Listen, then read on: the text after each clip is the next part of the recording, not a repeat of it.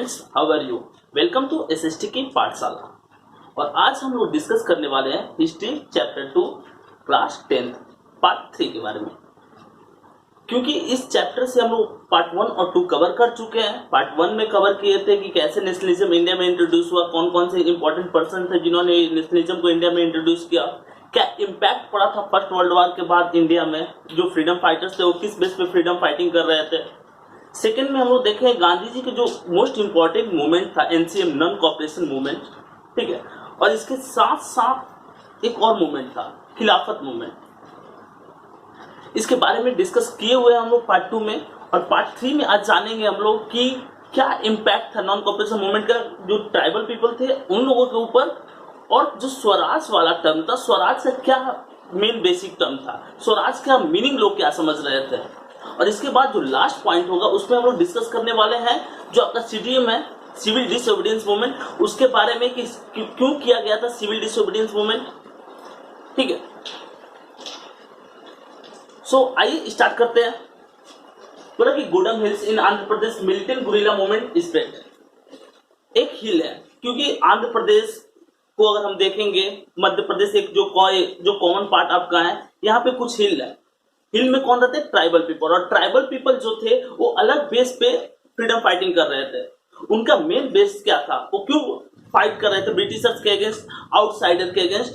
क्योंकि forest law आ गया था, और फॉरेस्ट लॉ के अकॉर्डिंग जो फॉरेस्ट था उसको 3 पार्ट में सेपरेट कर दिया गया था। जो 3 पार्ट था, उस फर्स्ट जो आपका फर्स्ट पार्ट हुआ उसमें डेंस फॉरेस्ट का पार्ट था, उसमें नंबर ऑफ ट्रीज ज्यादा था, जहां पे किसी को अलाउ नहीं किया गया था जाने का। सेकेंड पार्ट जो था, सेकेंड पार्ट में नंबर ऑफ ट्रीज कम था then to first part, but second part में वही कॉन्ट्रैक्टर जा सकते हैं जिनको ब्रिटिशर्स के थ्रू परमिशन मिला हुआ है। और थर्ड पार्ट जिसमें नंबर ऑफ ट्री नहीं था, नेचुरल वेजिटेशन नहीं था, नहीं आपके पास वाइल्ड एनिमल थे, नहीं उसमें वाइल्ड एनिमल था, और वहां पे ट्राइबल पीपल को जाने का अलाउ था। जबकि एक एक्ट आया हुआ था, ठीक है, उस एक्ट से पहले, जिसको हम फॉरेस्ट एक्ट बोलते हैं, अलग अलग टाइम में इंट्रोड्यूस हुआ है। 1878 में भी इंट्रोड्यूस हुआ था, 1859 में भी इनलैंड इमिग्रेशन एक्ट से 1 साल पहले इंट्रोड्यूस हुआ था। तो इस एक्ट के आने के बाद फॉरेस्ट को रिजर्व कर दिया गया और ट्राइबल पीपल को वहां से हटा दिया गया। ट्राइबल पीपल का टोटल लाइवलीहुड जो है वो डिपेंड करता है किस चीज पे? फॉरेस्ट पे। सो अगर आप किसी के लाइवलीहुड को अफेक्ट करेगा तो जाहिर सी बात है कि वहां पे रिबेल होगा। यहाँ पे इस चैप्टर में डिस्कस कर रहे हैं हम लोग आंध्र प्रदेश के एक हिल के बारे में जिसका नाम था गोडम हिल्स, जो किस स्टेट में? आंध्र प्रदेश में है। और मिलिटेंट गुरिल्ला मूवमेंट स्प्रेड। एक गुरिल्ला मूवमेंट मतलब छुप के अटैक करना। गुरिल्ला मूवमेंट कौन करते थे? शिवाजी भी स्पेशलिस्ट थे, उसके शेरशाह भी स्पेशलिस्ट था। तो गुरिल्ला मूवमेंट मतलब छुप के अटैक करना, ठीक है। इस तरह की मूवमेंट ट्राइबल पीपल कर रहे थे। कहां पे? आंध्र प्रदेश के गोडम हिल्स में। The movement began to forcing them to contribute begar for road building. एक चीज तो जाननी है हम लोग कि ट्राइबल पीपल को वहां से निकाल दिया गया था, लेकिन कुछ ट्राइबल पीपल को वहां पे रहने के लिए अलाउ किया गया था उन फॉरेस्ट के बीच में।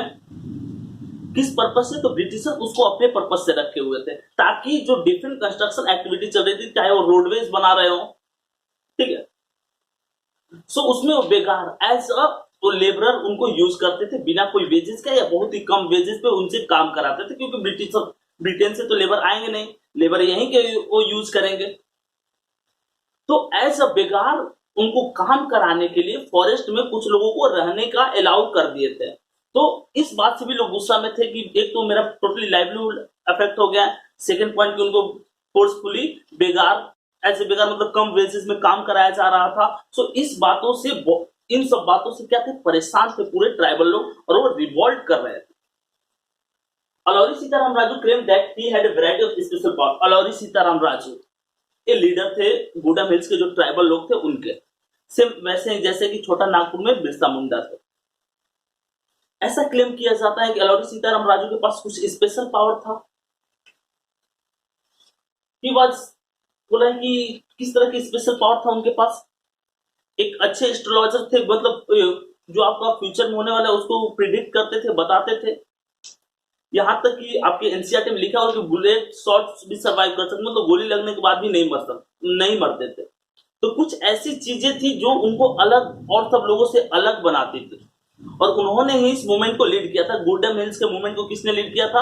अलौरी सीताराम राजू, जो कि आंध्र प्रदेश के फ्रीडम फाइटर थे, ट्राइबल पीपल थे। He was inspired by non cooperation movement. Alluri Sitarama Raju non cooperation का जो आइडियाज थे उससे वो इंस्पायर्ड थे। गांधी जी के टोटल आइडिया को फॉलो करते थे, एक को छोड़ करके जो नॉन वायलेंस है। ये बोलते थे कि नॉन वायलेंस के थ्रू नहीं, वायलेंस करके फोर्सफुली, जैसे ब्रिटिशर्स हमको फोर्सफुली हटाए वैसे हम फोर्सफुली उनको हटा सकते हैं। नॉन वायलेंस, अहिंसा से कुछ नहीं होने वाला है, ऐसा कॉन्सेप्ट था अलौरी सीताराम राजू का। और कौन सी आइडियाज थी नॉन कॉपरेशन की जिसको उन्होंने अच्छा से अडॉप्ट किया, जिस चीज को उन्होंने माना, तो था आपका कि he was inspired by non-cooperation movement persuaded people to wear khadi. मतलब ब्रिटिशर्स क्लोथ जो है उन सब चीजों को छोड़ करके हम लोग क्या करेंगे, तो खादी पहनेंगे। एंड गिव अप ड्रिंकिंग, हम ड्रिंकिंग छोड़ देंगे, या जितनी भी आउटसाइडर थिंग्स है उसको हम अवॉइड करेंगे, उसको नेग्लेक्ट करेंगे। सो इन सब आइडियाज को प्रीफर करते थे, लेकिन किस आइडिया पे वो डिफर थे कि वो नहीं चाहते थे कि नॉन वायलेंस, वो चाहते थे वायलेंस के थ्रू क्या हो, फ्रीडम गेन करे। He was captured and executed in 1924। उनको अंग्रेजों ने पकड़ लिया और पकड़ करके 1924 में उनका फांसी दे दी। किसने? ब्रिटिशर्स ने। कब? 19। तो 1 मार्क क्वेश्चन कि कब फांसी दिया गया था उनको? 1924 में। यहां तक क्लियर है? Inland immigration act, 1 mark question यहां पे बन रहा है कि इनलैंड इमिग्रेशन एक्ट क्या था। इनलैंड इमिग्रेशन एक्ट कब इंट्रोड्यूस किया गया? इनलैंड इमिग्रेशन एक्ट 1859 में इंट्रोड्यूस किया गया था। ये था क्या? तो इसके थ्रू लैंड को डिस्ट्रीब्यूट किया गया। किनके बीच में? थोड़ा बहुत ही लार्ज स्केल में, लेकिन कम अमाउंट में लैंड को डिस्ट्रीब्यूट किया गया। किसके अकॉर्डिंग? किससे? तो बड़े बड़े जो लैंडलॉर्ड थे उनसे लेकर के जो लैंडलेस पीपल थे उनको। और इस इनलैंड इमिग्रेशन एक्ट से लोगों के बीच में र्यूमर्स भी स्प्रेड हो गए। प्लांटेशन वर्क, जैसे कि आप ले सकते हो असम वाले रीजन में, दार्जिलिंग वाले में जो टी प्लांटेशन फार्म में काम करते थे वर्कर्स, जब उन्होंने इनलैंड इमिग्रेशन एक्ट के बारे में सुना तो उन्होंने इसको एक अलग वे से लिया। उनको लगता था कि गांधीयन फेज आने वाले, गांधी जी का राज आने वाला, इसमें हर उस पीपल को जिसके पास लैंड नहीं है उनको लैंड मिलेगा। सो वहां से प्लांटेशन वर्क में जो प्लांटेशन वर्कर्स थे वहां से वो भाग गए, भागने की कोशिश की, क्योंकि उनको अलाउ नहीं था अपने मन से वहां से भागने का। तो वहां से भागने की कोशिश किए। कौन? जो वहां के प्लांटेशन वर्कर्स थे वो लोग। इस बीच में अलग अलग वे में, जैसे आपके रेल वर्कर्स थे वो भी स्ट्राइक कर दिए, जो शिपयार्ड या जो पोर्ट पे काम करते थे वो लोग भी स्ट्राइक कर दिए। बड़ा स्ट्रगल फेस करना पड़ा ब्रिटिशर्स को इस टाइम में। और उसके बाद जब ब्रिटिशर्स ने इनको पकड़ा तो ब्रूटली इनको पनिश किया। Workers hurt to non cooperation movement, thousand of workers left the plantation. हजारों वर्कर्स ने क्या किया, तो प्लांटेशन वाला जो काम था उसको छोड़ दिया and headed home. They were caught and brutally bitten up. वो किधर भागे, तो घर की तरफ भागे। उसके बाद वो लोग पकड़े गए ब्रिटिशर्स के द्वारा और उनको ब्रूटली पनिश किया गया, बिटेन अप। ब्रिटिशर्स सोल्जर जो थे उनको ब्रूटली पनिश किया। अब यहाँ पे बात आएगी सिविल डिसोबीडियंस मूवमेंट की। Civil disobedience movement Mahatma Gandhi के द्वारा चलाए गए जितने भी मूवमेंट थे उसमें सबसे इंपॉर्टेंट मूवमेंट हम कर सकते हैं।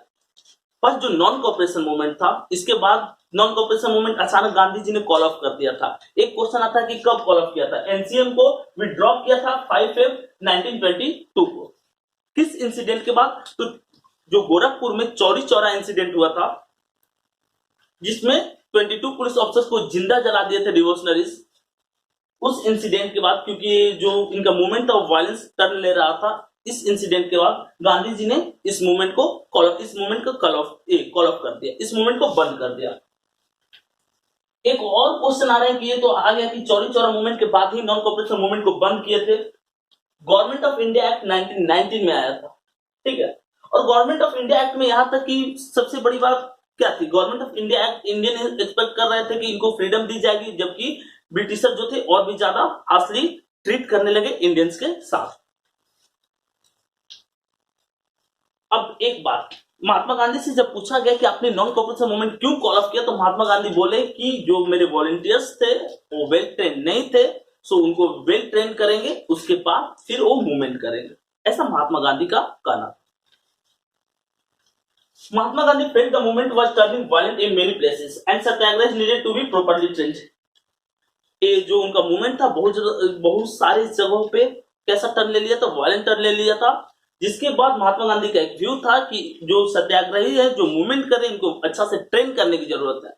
सेकेंड पॉइंट की जो नॉन कॉपरेशन मूवमेंट था उसमें सिलेक्टेड लीडर्स ही पार्टिसिपेट कर रहे थे, और गांधी जी की एक और थॉट थी कि इसमें किनको पार्टिसिपेट कराए, जो कॉमन पीपल हैं वो लोग पार्टिसिपेट करें, ताकि मूवमेंट का इम्पैक्ट जो रहे वो बड़ा रहे, थोड़ा सा इम्पैक्टफुल रहे, प्रभावशाली रहे।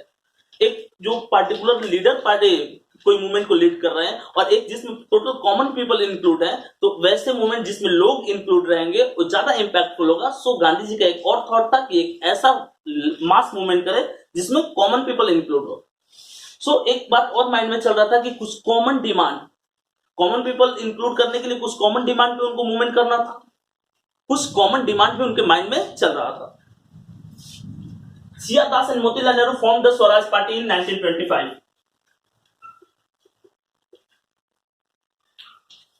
बहुत सारे बुक में 1923 भी दिया गया है, ठीक है, बट आप 1925 से लिखिएगा। C R Das and Motilal Nehru form the Swaraj party in 1925, ठीक है, आप स्लैश कर लीजिए। सिया दास और मोतीलाल नेहरू ने स्वराज पार्टी कब बनाया? 1925 में। स्वराज पार्टी का मेन व्यू क्या था? स्वराज पार्टी का मेन व्यू था कि ये लोग चाहते थे कि हम लोग आउटसाइड से नॉन वायलेंस के थ्रू किसी भी ब्रिटिश प्रपोजल को अपोज नहीं कर सकते हैं, तो इनका मेन टारगेट था कि ये पार्टिसिपेट करें काउंसिल इलेक्शन में, उनको रिप्रेजेंटेशन मिले, और रिप्रेजेंटेशन मिलने के बाद वहीं पे वो ब्रिटिश प्रपोजल को अपोज करेंगे। मोतीलाल नेहरू जो जवाहरलाल नेहरू के फादर थे, सिया दास जो बंगाल के रिवोल्यूशनरीज थे। The effect of world wide economic depression, first world war के बाद, या हम एक टाइम ले सकते हैं 1920 से 1930 के बीच में वर्ल्ड वाइड इकोनॉमिक डिप्रेशन, पूरा वर्ल्ड इकोनॉमिक डिप्रेशन से जूझ रहा था। एक बड़ा प्रॉब्लम था पूरे वर्ल्ड के लिए इकोनॉमिक डिप्रेशन चीज जैसी चीजें। तो इस टाइम में सर्वाइवल काफी ज्यादा हार्ड हो गया। जो लोकल फार्मर्स थे उनका गुड्स सेल नहीं हो पा रहा था मार्केट में, हर जो चीजें थी उनका प्राइस इंक्रीज कर गया था क्योंकि प्रोडक्शन लार्ज स्केल में हो नहीं रहा था। अभी अभी वर्ल्ड वॉर खत्म हुआ था और वर्ल्ड वॉर का इंपैक्ट काफी ज्यादा था पूरे वर्ल्ड में।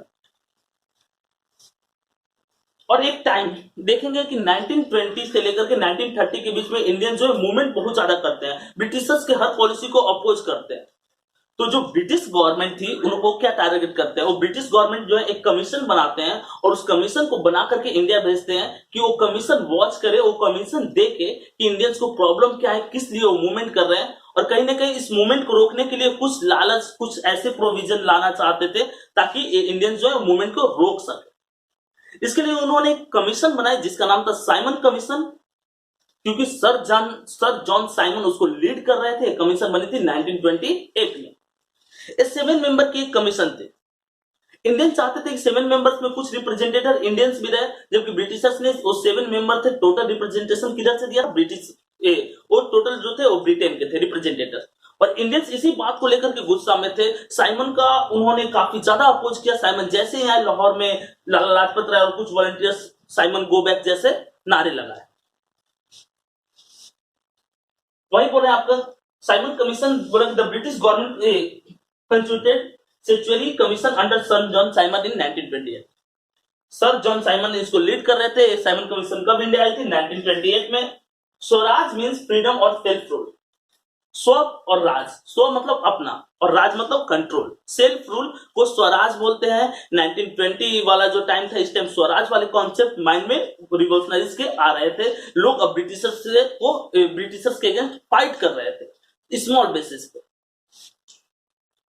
In October 1929, Lord Irving announced a vague offer of dominant state of India। Lord Irving जो उस टाइम का वायसराय था, जान लेते वायसराय किसको बोलते हैं? तो 1857 का जो आपका फर्स्ट वॉर ऑफ इंडिपेंडेंस था, उसके बाद ब्रिटेन की तरफ से जो हेड रिप्रेजेंटेटिव होता था इंडिया का, उसको वायसराय बोला गया है। और 1929 में इरविंग इंडिया का वायसराय था और उसने क्या बोला? इंडिया को एक डोमिनेंट स्टेट, एक अपनी आइडेंटिटी प्रोवाइड करेगा। First round table conference in 1930। First round table conference 1930 में हुआ था। किनके बीच में हुआ था फर्स्ट राउंड टेबल कॉन्फ्रेंस? तो महात्मा गांधी और लॉर्ड इरविन के बीच में हुआ था फर्स्ट राउंड टेबल कॉन्फ्रेंस, ठीक है। इस तरह से पार्ट थर्ड में हम लोग जो भी आपका पॉइंट था उसको कवर किए हैं। इसके बाद भी आपको कोई डाउट लग रहा है तो आप कमेंट कर सकते हैं या आप इंस्टा पे मैसेज कर सकते हैं या आप मुझे मेल कर सकते हैं, और मेरी एक कोशिश रहेगी आपकी हर वो प्रॉब्लम को मैं सॉल्व करूं। तो मिलते हैं फिर नेक्स्ट वीडियो के साथ।